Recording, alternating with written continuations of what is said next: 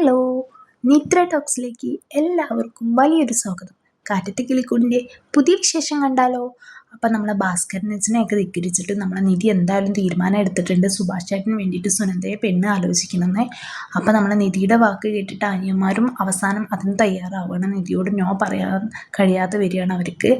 അപ്പം എന്തായാലും ഒരു പോസിറ്റീവ് ആൻസർ കിട്ടുന്നുള്ള പ്രതീക്ഷയിലാണ് കേട്ടോ ഇവർ പെണ്ണ് കാണാൻ വേണ്ടിയിട്ട് അങ്ങോട്ട് പോകുന്നത്. അങ്ങനെ വന്നിട്ട് വന്ന് കോണിമ്പെല്ലടിക്കുന്നു. ലളിത വന്ന് വാതിൽ തുറക്കുമ്പോൾ നിധിയെ കാണുന്നു. അപ്പോൾ ചോദിക്കുന്നുണ്ട്, ഓ അന്ന് നീ പോലീസുകാരെ കൂട്ടി വന്നു, ഇന്ന് നീ ആരെ കൂട്ടി പട്ടാളക്കാരെ കൂട്ടിയിട്ടാണ് വന്നതെന്നൊക്കെ ചോദിച്ച് കളിയാക്കുന്നുണ്ട്. എന്തായാലും വരുന്ന വരുത്തത്തിൽ തന്നെ നമുക്ക് മനസ്സിലാക്കാം ലളിത എന്തായാലും ഇതിന് ഒത്തുതരുന്നില്ല എന്നുള്ളത്. എന്തായാലും ആദ്യമൊക്കെ കാര്യത്തിലേക്ക് കിടക്കാതെ അവരിങ്ങനെ ഓരോ പഴയ കാര്യങ്ങൾ പറഞ്ഞെങ്കിലും പിന്നെ നിധി ഓൺ ദ സ്പോട്ടിൽ തന്നെ കാര്യം സംസാരിച്ചു. സുനന്ദയ്ക്ക് സുഭാഷ് ചേട്ടനെ ഇഷ്ടമാണ്, സുഭാഷ് ചേട്ടനെ തിരിച്ചും ഇഷ്ടമാണ്. അപ്പം അതിനെക്കുറിച്ച് സംസാരിക്കാനാണ് ഞങ്ങളിവിടെ വന്നത്. നിങ്ങൾക്ക് വിരോധമില്ലെങ്കിൽ നമുക്ക് അകത്തിരുന്ന് വിശദമായിട്ട് സംസാരിക്കാം എന്നൊക്കെ കണ്ട് പറഞ്ഞപ്പോൾ ലളിത ആകെ അങ്ങോട്ട് ചൂടായി. ഓ, എൻ്റെ വീട്ടിൽ വന്നിട്ട് അകത്തിരുന്ന് സംസാരിക്കാൻ, അതും ആ കോന്തന് വേണ്ടിയിട്ട് പെണ്ണാലോചിക്കുകയാണ്. നിങ്ങൾക്കൊന്നും നാണമില്ലേ? നാണം കെട്ട വർഗ്ഗങ്ങൾ, കഴുതകൾ, അങ്ങനെ പല മോശമായിട്ടുള്ള വാക്കുകളും പ്രയോഗിച്ചിട്ടാട്ടോ ലളിതയും അതുപോലെ തന്നെ ഗംഗാധരനും അതുപോലെ തന്നെ ധനശേഖരനും ഒക്കെ ഇവരോട് പെരുമാറിയത്. എന്തായാലും നമ്മളെ ഹരീഷാണെങ്കിലും നികേഷാണെങ്കിലും സുധീഷൊക്കെ ആണെങ്കിലും നാണം കെട്ട് തൊലി ഉരിഞ്ഞിട്ടാട്ടോ നിൽക്കുന്നത്. പിന്നെ എല്ലാം നിധിയുടെ ഒരു വാക്കിൻ്റെ പുറത്ത് അവർ സഹിച്ച് നിൽക്കാട്ടോ. ഹരീഷിന് ദേഷ്യം വന്നിട്ട് ഹരീഷ് പറയുന്നുണ്ട്, ഇനി നിങ്ങളൊരു വാക്ക് വേണ്ടിയാൽ നിങ്ങളെ മുഖത്തടിക്കും എന്നൊക്കെ പറയുന്നുണ്ട്. പക്ഷേ നമ്മുടെ നിധി അവരെ പിടിച്ച് വെക്കുകയാണ്.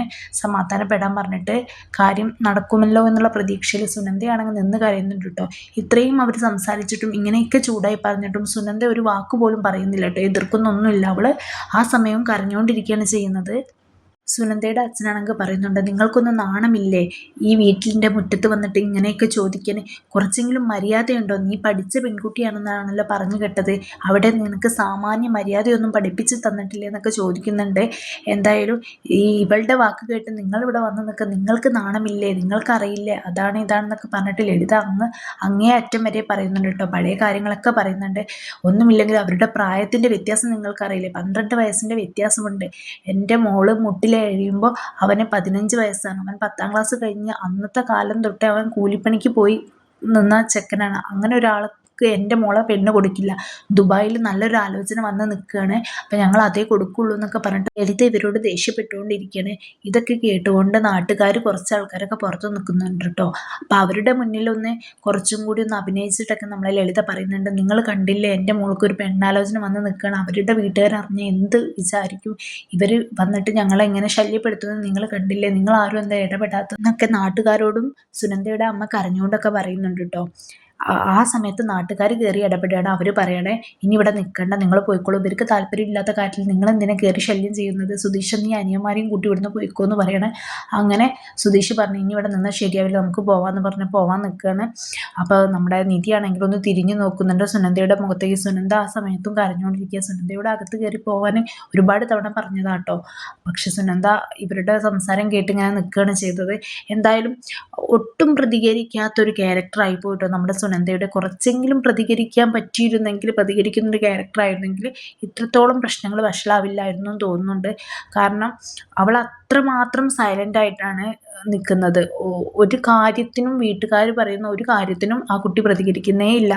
തൻ്റെ ഇഷ്ടങ്ങളൊന്ന് തുറന്ന് പറയാൻ പോലും കഴിയാതെ വളരെ സ്റ്റക്കായിട്ട് നിൽക്കുന്നൊരു ക്യാരക്ടറാട്ടോ സുനന്ദയുടേത്.